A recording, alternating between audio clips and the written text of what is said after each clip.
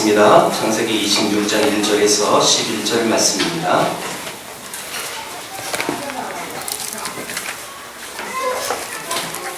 창세기 26장 1절에서 11절 말씀 한 절씩 교독하신 후에 11절은 다 같이 합독하겠습니다. 1절부터 11절입니다. 아브라함 때에 첫 흉년이 들었더니 그 땅에 또 흉년이 들매 이삭이 그랄로 가서 블레셋 왕 아비멜렉에게 이르렀더니 여호와께서 이삭에게 나타나 이르시되 애굽으로 내려가지 말고 내가 내게 지시하는 땅에 거주하라. 이 땅에 거류하면 내가 너와 함께 있어 내게 복을 주고 내가 이 모든 땅을 너와 네 자손에게 주리라. 내가 내 아버지 아브라함에게 맹세한 것을 이루어 내 자손을 하늘의 별과 같이 풍성하게 하며 이 모든 땅을 내 자손에게 주니 내 자손으로 말미암아 천하 만민이 복을 받으리라. 이는 아브라함이 내 말을 순종하고 내 명령과 내 계명과 내 율례와 내 법도를 지켰음이라 하시니라. 이삭이 그랄에 거주하였더니 그곳 사람들이 그의 아내에 대하여 물으매 그가 말하기를 그는 내 누이라 하였으니 리브가는 보기에 아리따움으로 그곳 백성이 리브가로 말미암아 자기를 죽일까 하여 그는 내 아내라 하기를 두려워함이었더라. 이삭이 거기 오래 거주하였더니 이삭이 그 아내 리브가를 꾀하는 것을 블레셋 왕 아비멜렉이 참으로 내려는 것이라. 이에 아비멜렉이 이삭을 불러 이르되 그가 분명히 네 아내거늘 어찌 내 누이라 하였느냐. 이삭이 그에게 대답하되 내 생각에 그로 말미암아 내가 죽게 될까 두려워하였음이로라. 아비멜렉이 이르되 너가 어찌 우리에게 이렇게 행하였느냐. 백성 중 하나가 대하여 공수처를 하였느라. 내가 그를 우리에게 인하였으니 같이 있습니다. 아비멜렉이 이에 모든 백성에게 명하여 이르되 이 사람이나 그의 아내를 범하는 자는 죽이리라 하였더라. 아멘. 이삭은 4대 족장 중에 이를테면 아브라함, 이삭, 야곱, 요셉. 여러분 이게 창세기는 족장 시대인데요. 아브라함의 아들 이삭은 이 족장 중에 가장 오래 산 사람입니다. 오래 산 사람. 아버지 아브라함보다 약 5년을 더 살았고요. 아들 야곱은 훨씬 147세에 죽고 손자 요셉은 110세에 죽었으니까 이삭은 180세까지 살았어요. 그러니까 오래 살았어요. 그렇다면 우리가 일반적인 상식으로 보면 그 이삭의 오래된 삶을 통해서 많은 내용이 성경에 기록을 해야 할 것 같은데 오히려 4명 중에 내용이 가장 적게 기록된 사람이 이삭입니다. 이삭. 그에 대한 성경의 기록은 굉장히 짧습니다. 물론 이제 아브라함 아버지와 이렇게 이야기가 증거되어지고 또 아들 에서와 야곱 그 이야기 중간에 이삭도 나와요. 그런데 이삭을 단독으로 해서 이삭에 대한 내용은 어떻게 보면 오늘 본문 26장 외에는 없어요. 그만큼 내용이 짧다는 거죠. 근데 그 내용조차도 보니까 너무너무 가슴 아픈 이야기. 어쩌면 아버지 아브라함의 그 못된 모습을 똑같이 따라 자기 아내를 누이라고 속이는 그 장면을 똑같이 답습하는 좀 안타까운 모습이죠. 그런 모습이 오늘 본문입니다. 그래서 부모의 모습을 통해 자녀들이 어쩔 수 없이 닮아가는 것은 우리가 다 알고 있잖아요. 여러분 물론 예외는 있습니다. 부모가 신앙이 안 좋은 사람인데 자녀가 신앙이 좋은 사람도 있고 부모가 신앙이 별로 안 좋은데 정말 신앙이 좋은 자녀가 있을 수도 있고요. 그리고 외모도 마찬가지죠. 부모는 정말 아닌데 정말 이쁜 애들도 나와요. 그런 희망이라도 있어야 아이를 낳잖아요.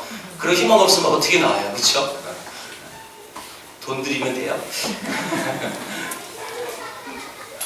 정말 가끔 어떤 집들을 보면 정말 용 같다. 그런 만한 그런 가족도 예외가 있어요.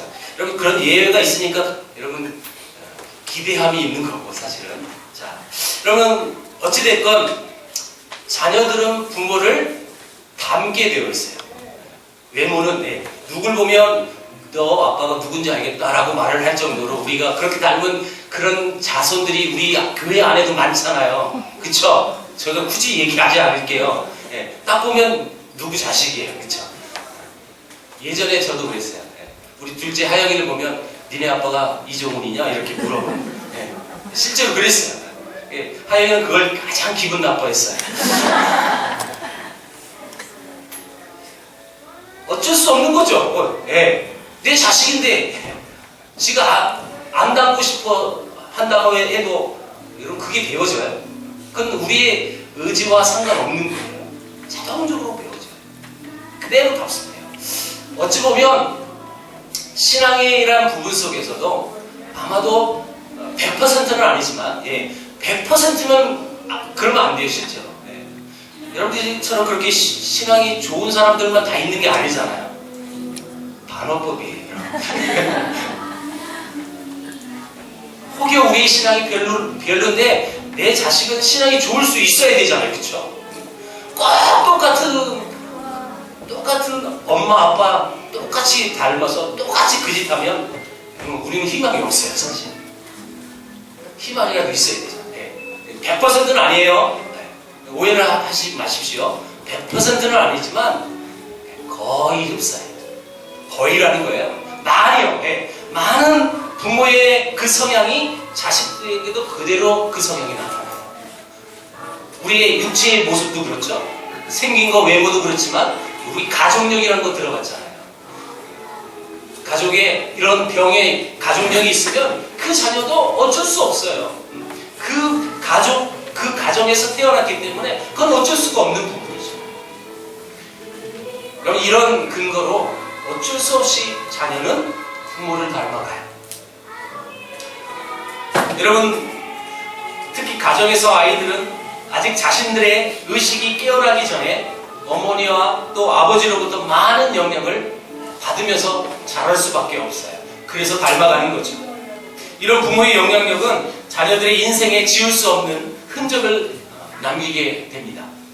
따라서 우리 부모가 올바르게 살지 않으면 우리 자녀도 올바르게 살지 않을 가능성이 더 많아요. 100% 아니라고 그랬어요. 그러면 여러분 오늘 은혜 받고 돌아가는 게 아니라 절망을 갖고 돌아갈 수밖에 없는 저만 그런가 봐요. 여러분. 오늘 본문은 아버지 아브라함이 범했던 잘못을 아들 이삭이 그대로 답습하는 안타까운 장면입니다. 그렇다고 여러분 이 본문을 그러니까 아버지가 그러니까 아들이 그럴 거야. 그래서 야, 이 가계의 저주는 어쩔 수 없구나. 이렇게도 생각해서는 안 돼요. 이 부분을 이게 가계의 저주구나. 그게 아니라요. 오늘 이 본문의 주된 목적은 그만큼 부모의 영향력이 자녀에게 크다라는 뜻이에요. 이렇게 이 본문을 받아들여야 하는 것입니다. 오늘 그런 관점 속에서 어떻게 하면 우리 자녀들에게 좋은 신앙의 유산을 물려줄까? 여러분, 우리의 금전적인 그 유산은 많이 남겨줄 분들이 제가 봤을 때는 별로 없는 것 같아요. 그쵸? 그걸 없는 게 감사하세요, 여러분. 안 감사하실 것 같아요.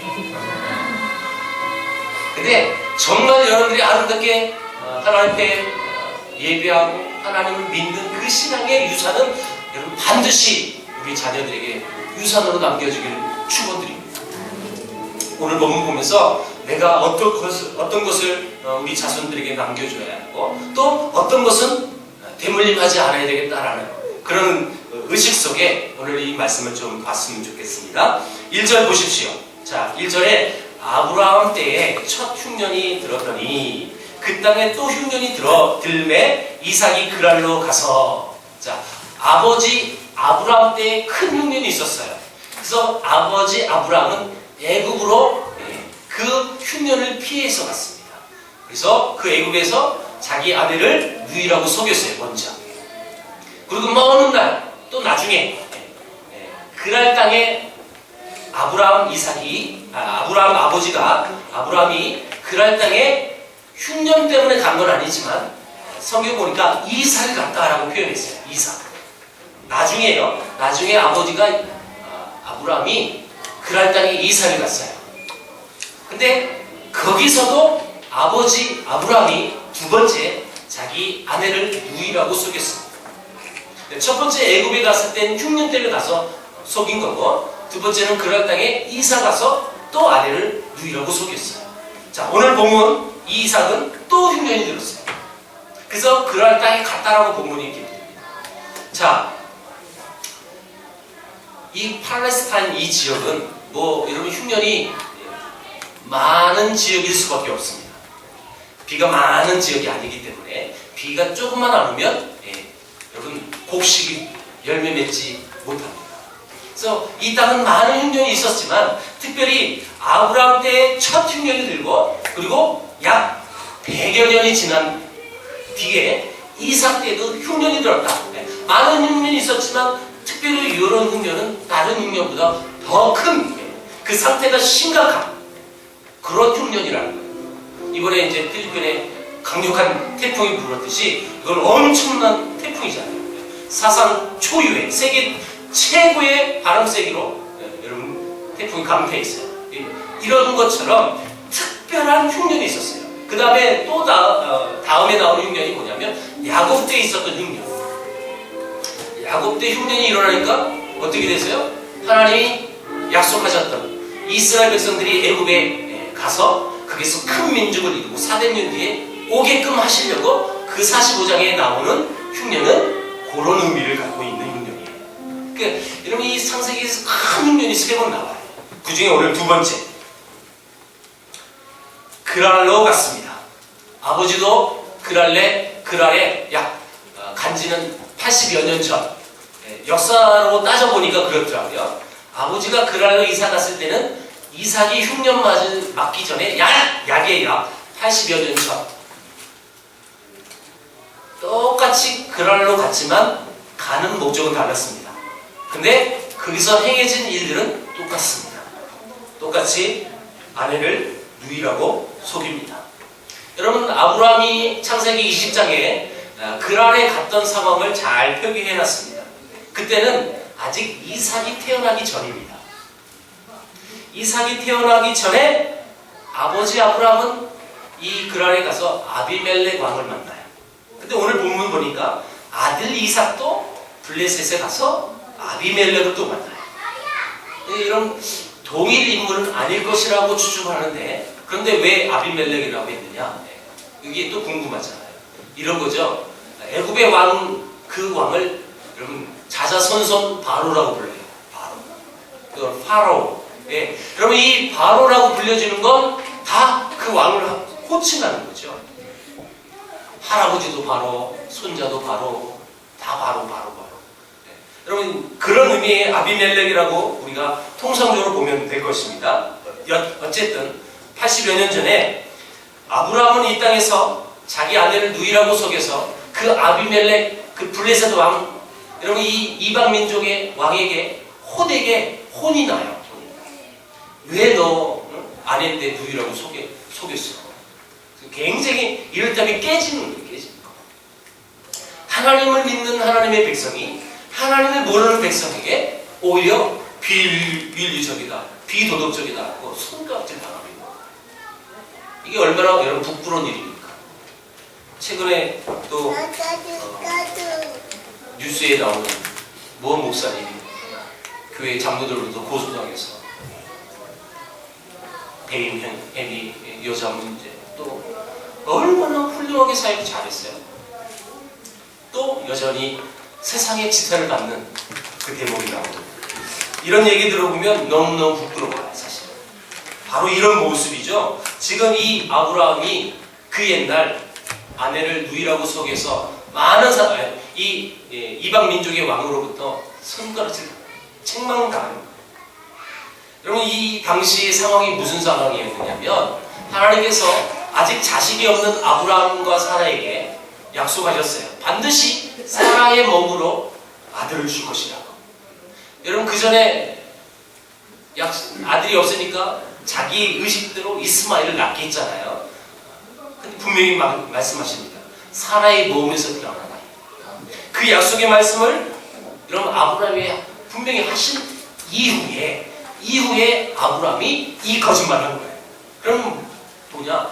이 아브라함이 지금 하나님으로부터 가장 큰 범죄함이 뭐냐면 하나님이 분명히 사라엘을 통해서 아들을 주시겠다고 약속하셨다면 이 그랄 땅에 와서도 하나님 분명히 내가 누이라고 속이지 않아도 하나님을 지켜주시고 반드시 자녀를 주실 것이라는 확신이 있으면 그 거짓말을 하지 않았어야 한다는 뜻이에요. 그런데 했다는 거죠. 이것이 지금 아버지 아브라함의 큰 실수였어요. 잘못이었죠. 범죄죠. 자, 그리고 이삭 때. 자, 이삭의 시대가 왔어요. 그럼 이삭에게 하나님이 약속 안 했나요? 아니요. 오늘 본문 보니까 명확하게 말씀하셨어요. 1절을 보니까 너 애굽으로 가지 마라. 내려가지 말아라. 하나님이 말씀하십니다. 이 말은 무슨 뜻이냐면 이 이삭이 애굽으로 내려갈 계획을 갖고 있었다는 뜻입니다. 그리고 하나님이 말씀하세요. 2절에 내가 네게 지시한 땅에 거주하라. 이렇게 명확히 말씀하셨어요. 너 애굽으로 가지 말고 내가 지시한 이 가나안 땅에 떠나지 말아라 라는 의미예요. 그 땅이 가나안 땅이 이 아마도 지금 나중에 보니까 이 이삭이 그랄 땅에 머물게 되는데 그 그랄 땅도 그때 하나님이 지시한 땅에 포함되어지는 범위 안에 있습니다.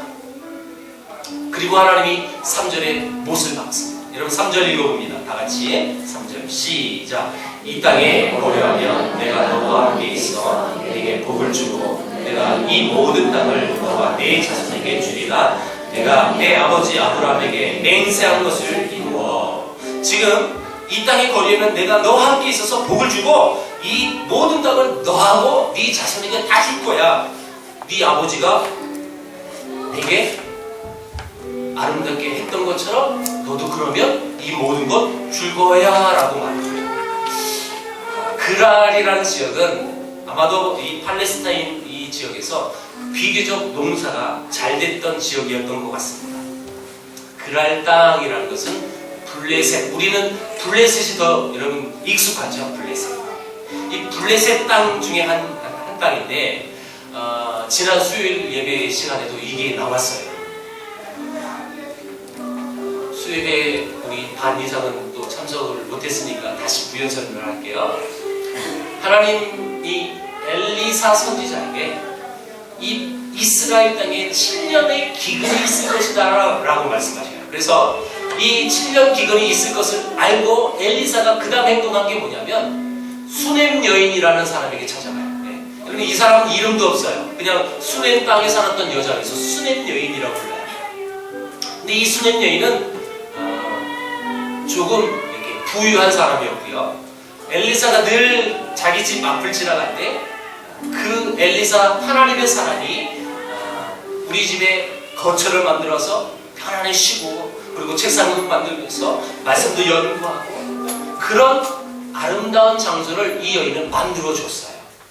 여러분 이 은혜를 받았던 엘리사가 너무너무 귀하잖아요. 그래서 이 여인에게 해줄 수 있는 게 뭘까 봤더니 자식이 없었어요. 아들이 없었대요.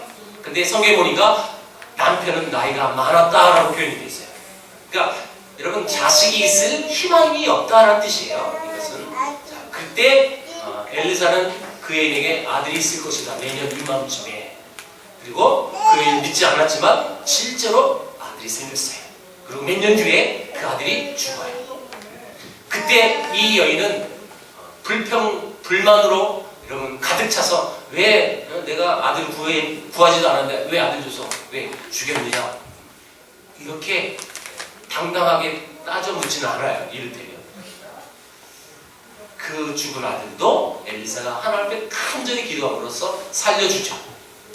자, 여러분 그 얘기는 거기서 끝나요. 거기서 끝나요. 이게 열왕기 하 4장의 이야기인데 8장에 오니까 갑자기 그 수넴 여인이 등장해요. 왜요? 엘리사가 7년의 기근이 있다는 이 메시지를 듣고 그 여인에게 찾아가서 일부러 얘기해줘요. 이제 이스라엘에 7년의 기근이 있을 거야. 빨리 가족 데리고 다른 데 가서 이 기근을 피하세요 라는 그런 얘기를 그 여인에게만 해줬어요. 굉장히 여러분 이런 거 보면 야, 이 엘리사는 이 여자만 좋아했나 보다 그런 마음 갖지 마시고, 그건 부정적인 생각이고요. 얼마나 하나님 앞에 잘 섬기고 또 아름답게 믿음의 생활을 했는지 그 여인에게만 이 소식을 전해줬다, 이런 걸 보셔야 돼요. 여하튼 그 여인은 그 메시지 듣고 자기 땅, 자기 모든 재산을 다 어떻게 될지도 알았지만 그 말씀 붙들고 블레셋 땅에 갑니다. 블레셋에서 7년 동안 기근을 피했다가 7년 뒤에 와서 하나님의 은혜로 그 모든 재산 다시 찾아요. 그 장면이 열왕기하 8장에 나오는데, 자, 그 여인도 블레셋에 갔다라고 표현합니다. 자, 이게 무슨 뜻이에요? 아마도 이 블레셋, 이 그랄 쪽은 이 가나안 땅 중에 그래도 가장 이런 풍요로움이 있는 곡창지대여지 않았을까라고 우리가 추측할 수 있는 게 바로 이런 부분이에요.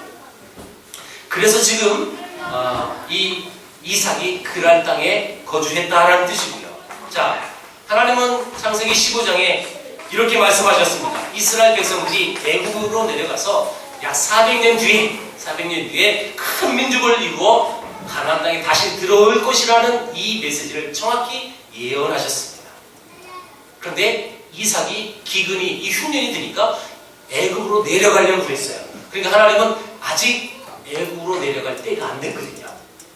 아직 멀었어요. 그래서 내려가지 말아라 라고 막으신 거예요. 이를테면.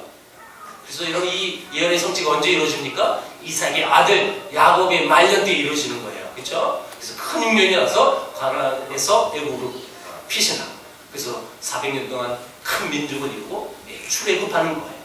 자, 문제는 뭐냐? 그랄이라는 땅이 아버지 아브라함에게도 또 아들 이삭에게도 동일한 위험이 내포되어 있었던 지역이었습니다.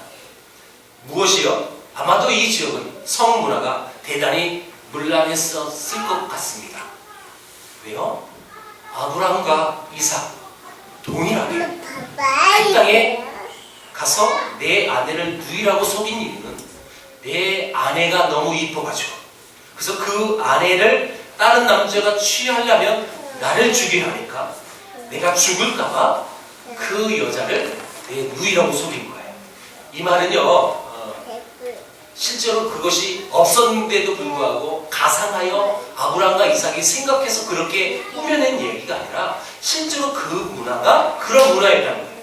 이 지역이 그랄이라는 땅이 그런 문화를 갖고 있었다는 거죠. 고대 근동 시대는요, 이런 거였어요. 실제로 무식했어요. 여자를 취하려면 남자를, 옆에 있는 남자를 죽여야 그 여자가 맺게 되거든요. 그 당시 문화가. 이런 이 그랄이라는 지역은 굉장히 성문화가 아주 타락됐다라고, 그리고 실제로 그 지역에 그런 일들이 실제로 그 지역에서 일어나고 있었습니다. 자, 여기서 아브라함이나 이삭이나 동일하게 위험을 무릅쓰고 그란에 거하는 이유가 뭡니까? 그런 위험이 있는데도 불구하고 왜 거기서 머뭅니까? 그것은 바로 앞에 우리가 얘기했던 부분이에요. 땅이 좋았거든요. 여기서 흉년을 피할 수도 있었거든요. 그래서 거기서 있어요. 자, 분명한 것은 아브라함은 그란에 거한 이유는 자기가 선택해서 갔어요. 이삭을 간 거예요. 자, 오늘 본문 이삭은요, 1절에 보면 그냥 흉년이 들면 이삭이 그랄로 갔다라고 표현해요. 그리고 하나님이 그에게 내가 지시한 땅에 머물러라, 거주해라 라고 했을 때 그 말이 다음 그 다음이 이삭은 그랄에 거주하였더니 라고 말이 나와요. 이걸 제가 굉장히 많이 고민했어요. 이게 하나님이 명령한 땅이라고 해서 이삭이 거주했을까? 아님에도 불구하고 그걸 거역해서 아브라함은 이 그랄에 머물렀을까? 성경을 보면 그걸 정확히 분간할 수가 없을 만한 그런 상태더라고요. 그래서 주석도 찾아봐도 명확하게 나오지 않아요. 시원시원하게 저도 여러분에게 말씀드리지 못해서 너무너무 죄송한데, 문제는 뭐냐? 문맥상 여하튼 이 이삭은 하나님께서 내가 네게 지시한 땅에 거주하라고 해서 거주한 땅이 만약에 그랄이었다면 그곳에 도사리고 있는 위험을 분명히 다 알고 있었어요. 자, 그렇다면 하나님이 명령했건 하지 않았건 자기 선택의 의지에 상관없이 그 땅에 머물렀다면 아버지와 또 아들 이삭이 동일하게 그 위험 앞에 여러분 여러분 그 위협을 정면으로 돌파할 생각을 하지 않았고 오히려 그 정면을 회피하는 장면이 나타났다는 거예요. 자기 자신의 생명을 여러분 보존하기 위해서 자기 아내를 누이라고 속였어요. 자기들은 살아날 수 있었겠지만 여러분 아내에게 오는 충격은 어땠을까요? 여러분 같았으면 당장 도장 찍었을 거예요. 적어도 남자라고. 그렇죠? 그러지 않아요, 여러분? 끝까지 품으실래요? 여러분 같았으면 어땠겠어요? 내 남편이 나를 보호도 안 해주고 적어도 남자라고 걷어찼을 거예요. 근데 여러분 이때 상황하고 요즘 상황하고는 좀 다르죠. 좀 다른 거예요. 동일하게 생각해서는 안 되고요. 이 당시 문화가 그런 문화였고 그 시대가 또 그런 시대야. 또 그 시대가 그것이 용납이 됐던 그런 시대일지라도 하나님을 믿는 하나님의 백성이 그 위험 앞에 정면으로 돌파하지 않고 도망갔다는 거예요. 피했다는 거예요. 그것이 문제라는 거예요. 여기서 문제가 이삭에게 문제가 되는 것은 뭐냐면 아브라함에게 했던 것처럼 똑같은 문제가 벌어졌어요. 분명히 아들을 주겠다고 아브라함에게는 하나님이 약속해 줬어요. 그리고 이 이삭에게는요, 오늘 앞에 본문 보니까 분명히 내가 너와 함께 하겠다고 약속하셨어요. 내가 명령한 그 땅에 거주하면 내가 지킬 거라고. 그 모든 땅은 너에게 그리고 너 자손에게 다 줄 거라고 하나님 분명히 약속했어요. 그러면 그 약속을 붙들었다면 자기 아내를 누이라고 속이지 않아도 될 텐데 왜요? 하나님 지켜줄 거니까요. 분명히 자녀가 계속 태어나서 하나님의 그 약속의 말씀이 반드시 성취될 것이라는 그런 말씀을 붙들고 정면으로 돌파해야 할 이 이삭은 그렇지 못했다는 것입니다. 아버지 아브라함은 믿음의 여정을 첫 번째 걸어갔던 사람입니다. 그리고 아들 이삭은 그 믿음의 여정을 첫 번째 걸어갔던 아버지의 모습을 보면서 여러분 아름다운 모습을 답습해서 또 다른 실수를 반복해서는 안 될 사람이었는데 안타까운 것은 아버지하고 똑같은 방법으로 그 위기를, 그 위협을 모면했다는 것입니다. 여기서 우리는 이 문제의 핵심을 봐야 하는 것입니다. 아브라함은 아브라함의 선택이었고 또 이삭은 또 아까도 얘기했지만 하나님이 명령한 명령대로 그 땅에 거주했든지 아니면 자기가 그 땅에 그런 땅을 자기가 선택해서 그 땅에 거주했든지 상관없이 동일하게 아버지와 이 아들 동일한 그 위협 앞에 동일한 상황 가운데 그들이 여러분 해야 할 일들이 뭐예요? 약속의 말씀을 붙들어 했어요. 근데 그것을 하지 않았고 그리고 그 실수를 계속 반복되어진다는 것. 첫째 이 안타까운 점이 뭐냐면 아버지의 실수가 아들에게 그대로 답습했다는 것입니다. 분명히 이삭은 아버지의 결정을 참고했을 것이고 그래서 하나님께서 너와 함께 있겠다고 말씀하셨음에도 불구하고 아내를 누이라고 속이는 일에 쉽게 생각하고 쉽게 결정했습니다. 두 번째는 이 그락이 그런 위험을 내포하고 있다는 것을 아버지도 알았고 이삭도 알았지만 여전히 그 땅은 풍성한 땅이에요. 그래서 이 흉년의 위기를 모면할 수 있는 좋은 땅이에요. 기회의 땅이에요. 다시 말하면 이 본문이 이 상황이 우리의 여러분 상황 속에 적용한다면 우리의 삶 속에서도 우리의 그랄이 있을 수 있다는 거예요. 우리가 성도로서 살면서 성도의 유혹이 얼마나 많이 있습니까? 다 좋은데 내가 꼭 신앙으로 살아야 되나? 다 좋긴 좋은데 그 순간만 주님 없이 잠깐 살면 안 될까? 다 좋은데 신앙의 양심을 따르기보다는 그 순간의 위기를 모면하기 위해서 순간순간 우리도 이 이삭처럼 아브라함처럼 내 아내가 누이라고 속이는 그런 유혹이 우리에게 없냐는 거예요. 제가 봤을 때 여러분은 내 아내를 누이라고 속였 그런 거짓말을 한 번도 안 해봤을 거예요. 그쵸? 여기서 멈추겠습니다. 그런 거짓말을 하지 않았어도 여러분 이것을 우리 삶 속에 적용해 보세요. 우리 영적으로 순간순간 내가 신앙인이지만 내가 성도지만 그 성도의 모습을 잠깐 감춰줘. 잠깐 여기는 성도 아니야. 같이 어울리자. 세상 사람과 동일한 생각을 하고 동일한 행동을 하고 세상 사람과 동일하게 흥청망청. 만약에 그 생각을 하고 만약에 그 행동을 했다면 여러분들의 그랄이 바로 그거예요. 나는 아내를 누이라고 속인 적이 없는데요? 아니요. 그것이 여러분들이 하나님을 속인 죄예요. 하나님을 믿는 하나님의 백성들이 여전히 하나님을 바라보지 못하고 내 삶 속에서 그 순간에 그 위기만 모면하면 될 것이다. 그렇게 생각해서 순간순간 쑥쑥 넘어가지 않아요. 그랄을 선택했다는 것, 사실 그것은 눈에 보이지 않는 신앙의 결정입니다. 그러나 그랄을 선택함으로써 아내를 누이라고 속일 수밖에 없는 상황이 연출될 것을 알았고 또 그렇게 행동했다면 이것이 뭐예요? 이것이 타협이라는 거예요. 이것이 우리 신앙의 변질이라는 거죠. 하나님을 믿는다고 해요. 믿는다고 하지만 그 순간 타협하는 거예요. 괜찮을 거야. 내일부터 더 말씀 봐야지. 내일부터 더 기도하면 되겠지. 이제 연말이 다가옵니다. 세상에는 이 연말 다가오면 망년회라는 것이 망년회. 여러분 그 세속의 문화 속에 우리가 빠져서 그 순간만 좋은 게 좋은 거라고 제가 누누이 얘기합니다. 좋은 게 좋은 게 아니라 진리가 좋은 거예요. 진리가. 진짜가 좋은 거죠. 하나님의 진리의 말씀이 진짜지. 좋은 게 좋은 게 아니에요.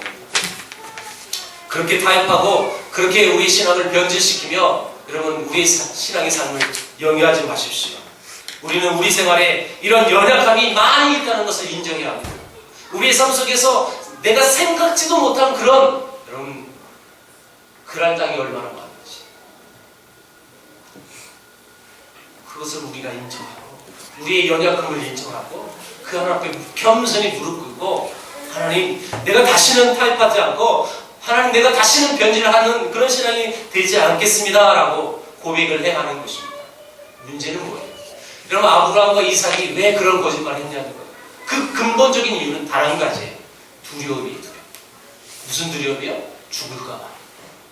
내 아내를 뺏기는 것보다 내가 죽을까 봐. 내 아내를 뺏기 위해서 날 죽여야만 그 당시 문화가 그런 문화였으니까 자기가 죽을까 봐 두려워해서 지금 그런 거짓말을 하는 것이죠. 여러분 차라리 그것보다는 믿음의 승부수를 띄워야 되는 거 아닙니까? 내가 죽으면 죽으리라. 내가 하나님을 믿는 백성인데 분명히 내게 지금 하나님이 약속의 말씀을 주셨는데 그렇게 타협하는 것이 아니라 한번 해봐야 되는 거 아닙니까? 왜요? 아직 그 일들이 이루어지지 않았잖아요. 자기를 죽이려고 했던 그런 일들이 없었다고요. 아직 일어나지 않았습니다. 여러분 이런 모습을 보면서 이런 실수를 보면서 우리의 신앙의 원리를 세워야 하는 것입니다. 나는 어떻게 살아가는 것입니까? 나는 어떻게 이런 유혹을 넘길 수 있을까? 내가 조금 편하기 위해서 내가 다른 사람보다 조금 유익을 받기 위해서 그 순간 알면서도 모른 척 해주는 그런 그랄이 우리에게 얼마나 많은지 몰라요. 여전히 많아요. 내 유익을 위해서 신앙의 양심을 신앙의 거룩함을 숨겨버리고 사정해서 그 순간만 모면하면 그러니까 좋지. 내가 까칠하게 불평했겠어. 이건 타협입니다. 신앙의 양심을 가지지 마시고 우리가 하나님 앞에 정말 많은 그랄이 있음에도 불구하고 그 그랄을 넘길 수 있는 정말 우리는 연약함이 많아요. 넘길 수 없는 부족함이 많아요. 그걸 인정하세요. 그리고 그 앞에서 무릎 꿇으세요. 그리고 그 하나님 이 위기를 하나님 나도 하나님 말씀 붙들고 넘어가기를 원해요. 라고 뛰어넘는 여러분들에게 주의 이름으로 축원합니다. 여러분 아브라함의 경우 이삭의 경우 이 누이라고 속인 이 거짓말로 인해서 어떤 사건이 벌어졌어요? 물론 여러분 아버지 아브라함은요 그 사건이 벌어져서 하나님이 하나님의 방법으로 개입하셔서 빨리 그 문제가 해결됐어요. 빨리. 근데 이삭은 빨리 해결되지 않았어요. 오랜 세월. 그래서 아내를 누이라고 속이고 오랜 세월 속일 수가 있었어요. 근데 여러분 속이니까 아내인데요. 여러분 누이가 아니라 실제 아내인데요. 그러니까 그 아내를 아무도 안 보지? 그러니까 아내를 끼워놨다고요. 그때 블레셋 왕 아비멜렉이 그 모습을 봅니다. 그리고 이삭을 불러요. 이게 어찌 된 일이냐. 그게 네 누이가 아니라 네 아내네. 너 어떻게 된 거야? 여러분 이 모습을 생각해 보세요. 하나님을 믿는 하나님의 백성이 하나님을 모르는 이방 사람들에게 지금 손가락질 당하고, 너 왜 그래? 너 하나님 믿어? 너 정말 교인이야? 네가 집사야? 네가 권사야? 네가 장로야? 네가 목사야? 이렇게 손가락질 당하는 이 모습하고 똑같아요. 하나님을 믿는다고 하는데 하나님을 모르는 백성들에게 책망당하고 있는 거예요. 그게 거짓말의 결과가 그렇다는 거예요. 결과가 얼마나 신앙인으로서 부끄러운 일입니까? 여러분 하나님은 지금도 우리에게 이렇게 말씀하십니다. 그러므로 염려하여 이르기를 무엇을 먹을까 무엇을 마실까 무엇을 입을까 하지 말라. 그러므로 내일 일을 위하여 염려하지 말라. 내일 일은 어떻게 해? 그 다음이요? 내일 일은 내일 염려할 것이요 라고 옛날 성경이 그렇게 됐어요. 여러분 개역 개정판은 이걸 수정 잘 해놨어요. 내일 일은 내일 일이 염려할 것이요 라고 적어놨어요. 자, 여러분 옛날 성경 번역본은 뭐예요? 내일 일은 내일 해라 이런 개념으로 봤거든요. 아, 내일 염려는 내일 하면 되는 거예요. 근데 이게 원뜻이 그런 뜻이 아니에요. 내일 일은 내일 일이 해라. 이 말은 염려하지 말라는 뜻이에요. 내일 해도 돼. 그게 아니라 아예 하지 말라라는 의미를 여러분 여기에 내포가 되어 있는 거거든요. 염려하지 말라는 거예요. 한날 괴로움은 그날에 족하니라. 그럼 이 말씀은 땅의 창고에 열심히 쌓는 이유가 바로 이 염려의 세계가 때문이라는 것을 보여주고 있습니다. 이삭이 아브라함이 아직 일어나지도 않는 일에 두려워해서 거짓말을 했던 것처럼 우리 또한 염려 때문에 범죄할 수 있다는 것이죠. 염려 때문에 나누지도 못하고 염려 때문에 스스로를 고통 속에 밀어넣는 것이죠. 그러나 공중나는 새를 봐라고 하십니다. 길상 수고하지도 않고 아버지께서 먹이신다고 말씀하십니다. 오히려 하나님의 나라와 그의 의를 구하면 하나님께서 그 길을 열어가신다고 우리에게 말씀하십니다. 현대인들이 가장 두려워하는 게 뭔지 아십니까? 얼마 전에 제가 그 리서치를 본 적이 있어요. 현대인들이 가장 두려운 것은 아직 일어나지 않은 일에 대한 염려가, 두려움이 가장 많대요. 실제로 자기가 지금 겪고 있는 그 어려움과 두려움으로 인하여 두려움을 갖는 게 아니라 아직 일어나지도 않은 일에 대해서 염려하고 걱정하고 있는 거예요. 예, 우리가 이 세상을 살아가면서 가장 많은 두려움의 대상이 뭐냐? 아직 일어나지 않은 거라는 거예요. 아직 일어나지도 않았는데 벌써 염려해요. 벌써 두려워해요. 지금 바로 이 모습이 이거예요. 아브라함과 이삭이 아직 그 일들이 일어나지 않았어요. 자기 아내가 얼마나 예뻐서, 그건 하긴 불가능하지만, 너무 예뻐서 자기를 죽일까봐 아직 일어나지 않았습니다. 물론 그 당시 상황이 그 문화가 그런 문화였습니다. 그러나 그들에게는 일어나지 않았어요. 그런데 그들은 먼저 염려한 거예요. 결국 이 염려의 세계관 때문에 이삭은 아비멜렉에게 소환을 당해서 부끄러운 책망을 받습니다. 아마도 아비멜렉이 이삭의 아버지, 너의 아버지도 그랬어, 그런 얘기를 알고 있었다면 그럼 어떻게 했을까요? 그 아버지의 그 아들이다. 똑같네. 이걸 세상 사람들에게 지금 책망을 받고 있는 거예요. 이 모습이 내 모습이라고, 나의 모습이라고 생각해 보세요. 나는 내 아내를 누이라고 소개해 본 적이 없고요. 내 남편을 내 오빠라고 소개해 본 적이 없는데요. 그렇게 다가가지 마시고 여전히 내가 하나님을 믿는 백성으로 교회를 출석하고 교회 직분자라고 알고 있는데 여러분들을 향한 여러분들의 친구들과 여러분들의 지인들이 저 교회 다녀도 저 모양이야. 여러분 이 책망이 지금 아비멜렉에게 이삭이 책망받는 것과 동일한 개념이에요. 우리가 너무 이걸 관가합니다. 사랑하는 성도 여러분, 오늘 우리가 이 이삭이 아비멜렉의 소환돼서 책망을 받았던 것처럼 세상으로부터 책망을 받게 될까 우리는 두려워해야 합니다. 우리가 세상 속에 살면서 두려울 것은 전혀 없어요. 그러나 아직 일어나지도 않은 일에 두려워하지 마시고 단 한 가지만 두려워하세요. 내가 하나님을 믿는 백성으로서, 내가 하나님을 믿는 백성인데 세상 사람들이 나를 보면서 하나님의 영광이 가려질까봐, 하나님의 이름이 더러워질까봐, 여러분 그 일들에 대한 염려는, 그 일들에 대한 두려움을 갖고 사시라는 거예요. 그런 걸 두려워해야지. 아직도 일어나지 않은 일에 두려워하지 말고 염려하지 마십시오.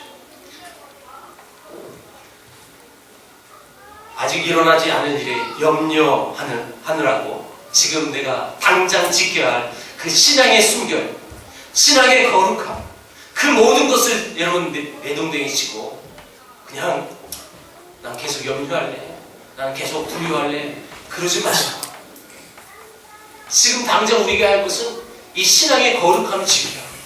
하나님의 영광과 하나님의 이름이 들어질까봐 이런 노심초사하는 그런 두려운 마음이 우리 안에 있다면 아직 일어나지 않을 그 염려에 두려워할 필요가 없는 거예요.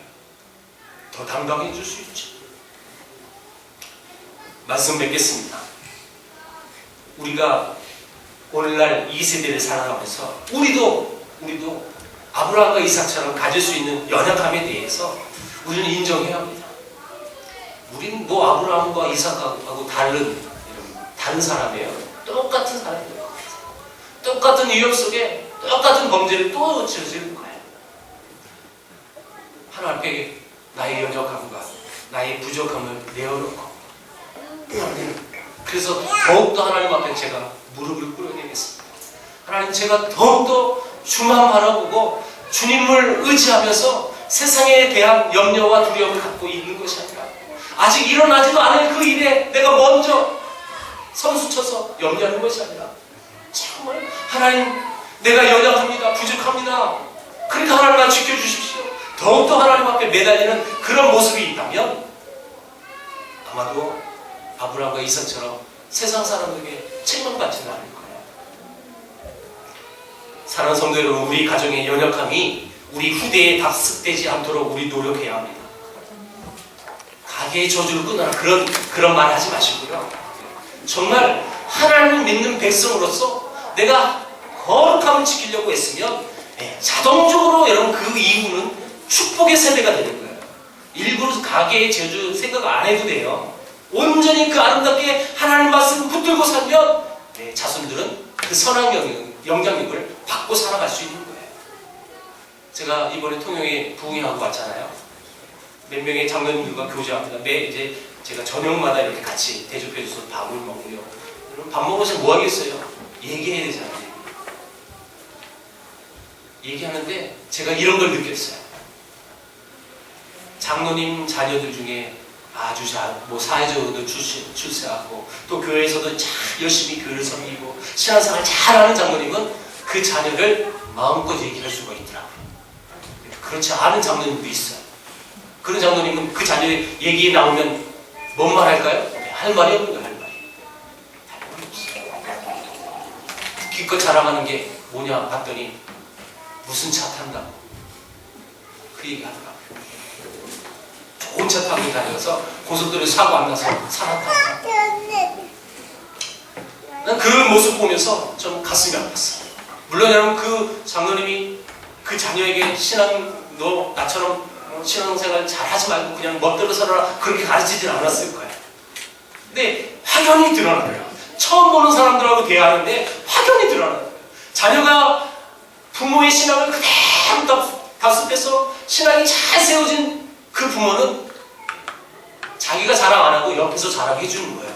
그래서 이 사람의 자녀가, 딸이, 아들이, 사이가, 며느리가 다 얘기하는 거예요. 이 장로님은 그런 얘기인 거 흐뭇하죠. 그렇지 않은 장로님은 꿀먹은 버무리가 되더라고요. 여러분, 이 유력한 직분자의 자녀들이 다 신앙생활을 다 잘하는 건 아니잖아요. 여러분 자녀도 불신앙을 갖고 있는 사람 많아요.